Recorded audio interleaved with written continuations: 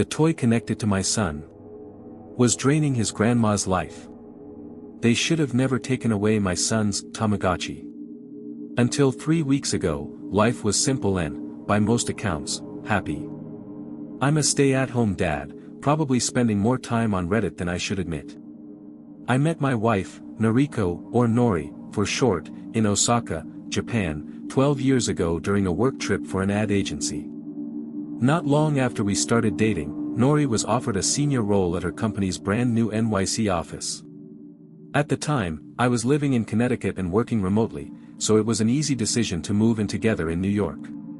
Besides, her mother had lived in Queens for the past 30 years, it just made sense. 3 years later, we tied the knot. That following spring, our son Nicholas was born. I want to emphasize that we lived what I'd call a very normal life. Sure, we had our ups and downs, but nothing that prepared us for what I'm about to share. 3 weeks ago, Nicholas pulled this odd little device out of his backpack. At first glance, it reminded me of a Tamagotchi. Just a pocket-sized piece of plastic with a few small buttons and a tiny display screen. But it wasn't colorful like the ones I remembered. This thing was jet black, almost like a medical gadget. Stranger still, I never actually saw a digital pet on its screen. Nori and I had no idea where it came from. We assumed a school friend had given it to him. Nicholas called it his tether pet, and from the moment he got it, he was completely absorbed. I got it, honestly. When I was his age, I got a Tamagotchi for Christmas and felt like I was caring for a real creature. Like someone, or something, needed me. Nikki was clearly under the same spell. That Sunday, the three of us hopped into Nori's Corolla and took the BQ Expressway to Mount Sinai Hospital in Queens to visit her mom, Aki, who's been dealing with serious health issues. Nikki sat in the back, completely focused on his tether pet. "How's your Tamagotchi buddy?" "What? Your little pet there." Nikki usually can't stop talking about his latest fascination, but this time his tone was flat. Unusually serious. "It's fine." "Oh yeah? Does it have a name?" "It's a girl."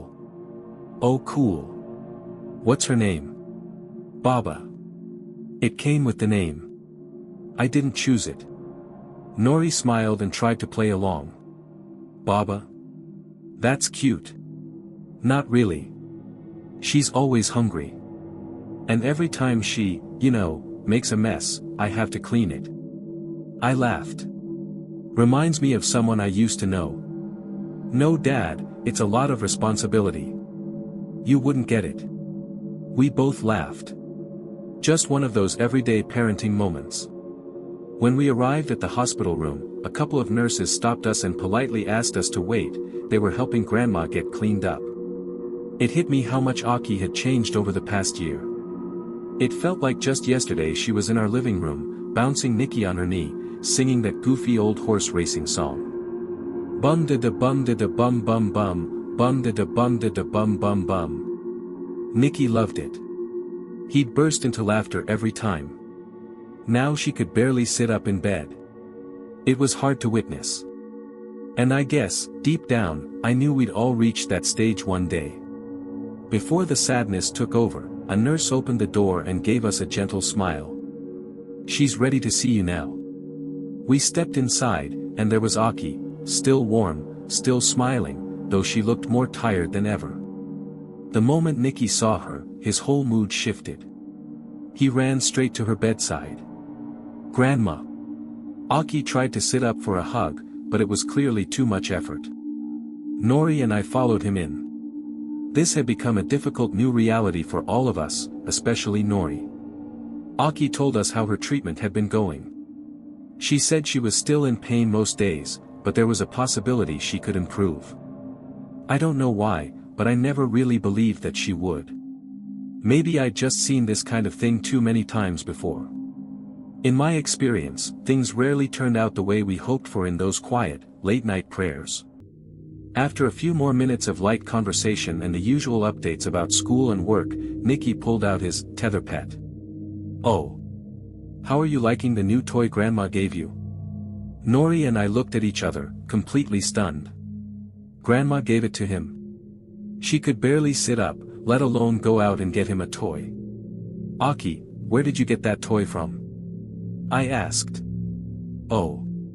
I think one of the doctors gave it to me. Yes, it's something they're giving to a lot of the patients around here. It didn't make any sense. But before we could ask more questions, a nurse entered and gently reminded us that Aki needed to get some rest. Later that night, Nori and I tried to make sense of the situation. Maybe it was some kind of hospital program or charity. But we had more pressing things to think about, so as time went on, we let it go. Everything continued on like usual, until the day Nicky lost his tether pet. It was last Friday. We were just sitting down for dinner when Nicky shuffled into the room, looking like he was about to cry. I can't find my tether pet. Nori was setting the table. She'd made something special for the three of us that night. Okay, well, after dinner we can all help you look for it. But watching him closely, I realized this wasn't just about losing a toy. He looked crushed. You don't understand, Mom, she could be gone if I don't. That's when I knew it was time to step in as dad. I knelt down beside him. Listen, Nicholas. I know this little pet means a lot to you, but it's just a toy, right? So let's sit down, enjoy this amazing dinner your mom made for us, and then we'll look for it together, okay? I gave him that firm but kind look parents give when they need to set the tone. He nodded slowly. I gave him a hug and a gentle pat on the back. During dinner, Nicky barely touched his food and didn't respond to any of our usual conversation starters, how school was, how soccer went, or what he wanted to do over the weekend. He was clearly somewhere else in his mind. It really threw me. I couldn't remember being that emotionally tied to a Tamagotchi at his age. Then Nori's phone rang. She stepped to the edge of the kitchen to answer it. Her face slowly grew more serious as she listened. She barely spoke, just short, quiet responses, and eventually walked into the living room and started putting on her coat. Everything okay, honey? I mouthed. Aki? I asked softly. She nodded. I think it's alright for now, but if anything changes, I'll call you. Alright. Turning to Nicky, I tried to lift his spirits. Shall we look for Baba? He nodded quickly, like he'd been waiting the whole time for permission. We searched all over the house. He was convinced he'd brought it home, and I didn't doubt him. But it felt like looking for a grain of sand in a sandbox. Just when we were about to give up, I spotted it, wedged under the shoe rack near his backpack. I expected at least a little excitement from him. A small smile, maybe a happy cheer. But he just picked it up and stared at it, shaking his head. Aw man. What is it, buddy? Just a lot of build-up. Oh. Of what? Poop. I chuckled. It's not funny, Dad. She could have suffocated. From that? I said, laughing even harder. I've always had a dumb sense of humor.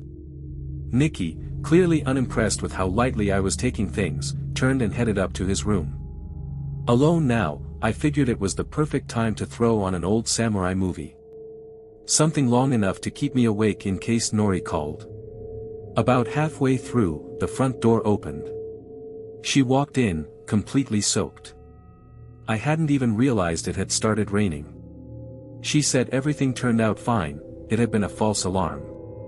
I turned off the movie and joined her in bed. But as we lay under the covers, it became clear she couldn't fall asleep.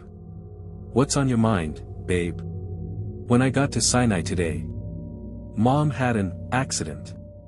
Oh. Like she lost control. I wasn't sure what to say, but Nori went on. What if we get to that point? So old, or so sick, that someone we don't even know has to do that kind of thing for us?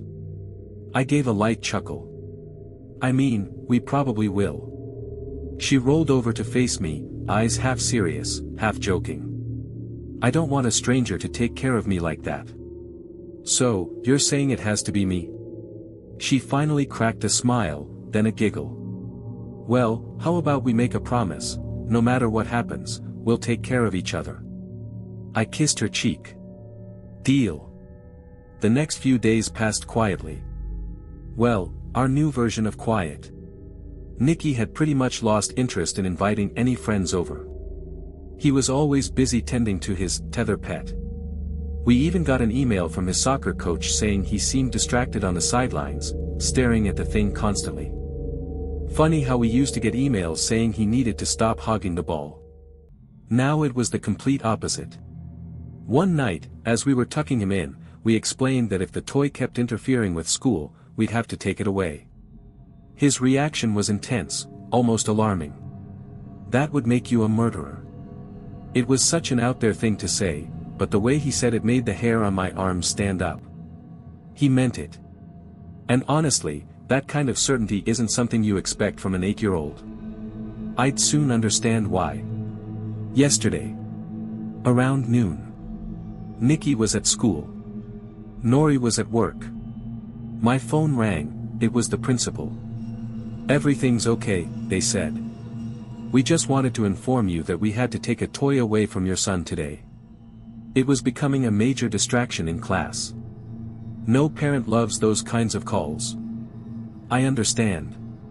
We've spoken to him about it before. I'll make sure he knows we're serious. Would you like us to keep it for now, or should we send it home with him? If only I could rewind time. Keep it, please.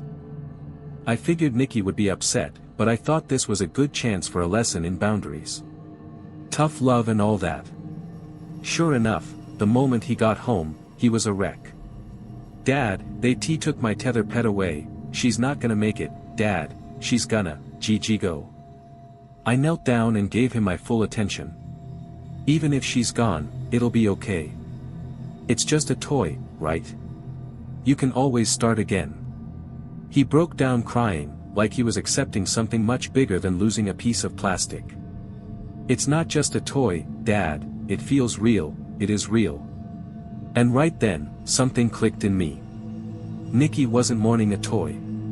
He was mourning his grandma. A wave of realization hit me. I felt a strange sense of clarity, like puzzle pieces falling into place. This was a chance to talk about something deeper. Nicholas. I know it's hard. We're all facing this with Grandma right now, right? He nodded slowly. But this is part of life. It doesn't mean something is wrong or bad. And even if it makes us sad, that's okay too. It's how we know we care. But we're going to get through it. We really are. Are really? Come here, pal. I pulled him in for a hug. Life is special because it ends. That's what makes every moment meaningful. That's why we cherish it. Tears streamed down his cheeks, and a bit of snot got on my shoulder, but I didn't care. But I don't want Baba to go. I know. I know. Just then, my phone rang. It was Nori. Hey Han, what's up? The hospital just called. I think it's starting. My heart skipped a beat. I slowly let go of Nicky. He stepped back, sensing the shift in my mood. What did they say? She hasn't eaten or had anything to drink all day, not even her medications. Then she had a medical episode and her condition's been declining. Where's Nicky? There was something familiar about this feeling, like I had already lived this moment before. Deja vu. I froze. Nicky touched my knee gently. Daddy? What's wrong? I blurted out. Wait, what was that name you called Mom when you were little? Nori seemed confused by the shift in topic. Gaba? Or Baba, maybe. Babe, you and Nicky need to meet me at Mount Sinai. A chill shot through me like ice down my spine. Suddenly, everything was clicking together too perfectly. My mind raced ahead of me, faster than I could fully process.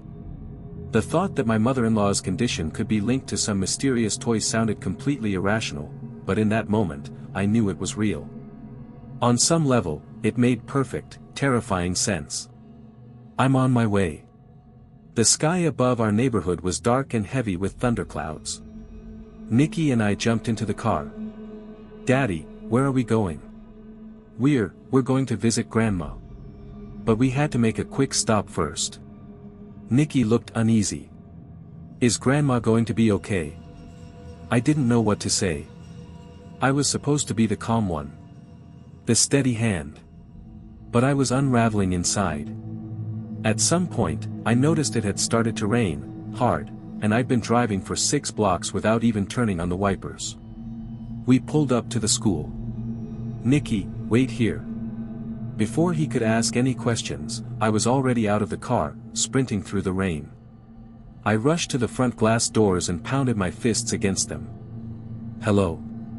Is anyone in there?" Nothing. I ran to the gym entrance, locked. Panic was bubbling inside me now. Then I spotted a window slightly open on the second floor. I ran toward it, trying to climb up the side of the building, but the rain made everything too slick to hold on. This felt insane. I was out here, drenched, desperately trying to break into an elementary school, and for what? A feeling? A theory? But then I saw it, a tetherball pole, mounted in a heavy rubber tire. Without thinking, I ran over, tipped it over, and rolled it to the wall under the window. I climbed onto the tire, gripping the wet metal as best I could. If I could just balance high enough, I might be able to reach the window and climb in. Thunder rolled across the sky, deep and angry. I could feel the urgency pressing down on me. As I got closer to the top, I heard, "Daddy! Daddy!" Nikki's voice. He was standing below me, soaked to the bone, looking terrified. "Wait right there." I called down. "I'll be back." Crack. A flash of blinding light. Then nothing. I don't remember the fall. Or the impact. Just darkness. When I opened my eyes, I was lying in a hospital bed. My body ached in ways I couldn't describe. Slowly, I recognized my surroundings, Mount Sinai Hospital in Queens. I had no idea how long I'd been out. Nori and Nikki entered the room shortly after. I was barely able to speak, let alone move. I lay there, dazed. Nori's face crumpled into tears. Nikki just stood frozen, staring at the floor. I felt like someone who'd returned from the other side. Like I shouldn't be here. Eventually, I found the strength to ask the one question that had been swirling in my mind. Is Aki still with us?" Nori shook her head. She wasn't. A nurse came in and explained what had happened to me. I'd been struck by lightning while climbing that tetherball pole. They'd need to run more tests later that evening to understand the extent of the damage. What my family doesn't know yet is that I've been diagnosed with something called electrical cardiomyopathy. Basically, my heart's not doing so well. As I write this, Nori and Nikki are asleep under the roof of our little home. But I'm still awake. Still here. And I don't know for how long. The more I read about this condition, the more uncertain I feel. The future looks cloudy. But that's not why I'm writing this right now. I'm writing because of what just happened to me, only a couple hours ago. A man came into my hospital room while I was asleep. He didn't knock. Didn't say a word at first. He looked like a doctor, but never introduced himself. No name tag. No clipboard.